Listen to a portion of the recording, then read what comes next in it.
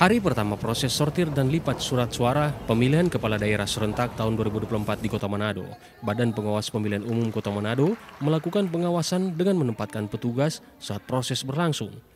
Ketua Bawaslu Kota Manado Brilian Maengko saat memantau langsung proses sortir dan lipat surat suara di hari pertama mengatakan selain menempatkan petugas dari Bawaslu yang akan bersiaga selama proses sortir dan lipat suara, pihaknya juga mengingatkan jika ada petugas yang menemukan kertas suara yang cacat atau tidak sesuai agar semua logistik pilkada tersebut tetap ditinggalkan di dalam gudang dan tidak dibawa keluar gudang logistik.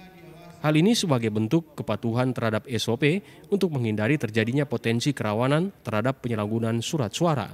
Selain itu, Bawaslu juga dalam koordinasi bersama KPU Manado melakukan proses yang ketat terhadap penetapan petugas lipat surat suara, di mana petugas tidak boleh terdaftar dalam sistem informasi partai politik atau SIPOL sebagai bentuk netralitas.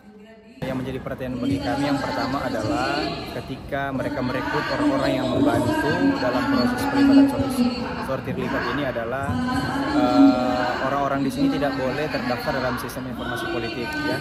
Jadi harus bebas dari partai politik, harus steril, mereka harus benar-benar netral, tidak ada yang terlibat dalam partai politik. Itu yang pertama.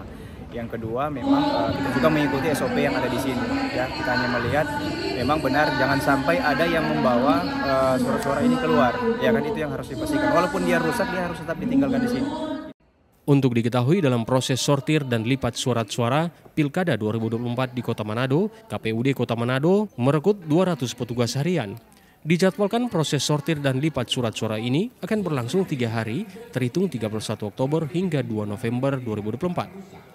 Setelah proses sortir dan lipat surat suara tuntas 2 November mendatang, KPUD akan melakukan pengecekan apabila ada surat suara rusak atau cacat, ataupun surat suara tertukar untuk kemudian dilakukan proses pergantian sebagaimana diatur dalam regulasi. Yana Mekasinggal, Kompas TV Manado, Sulawesi Utara.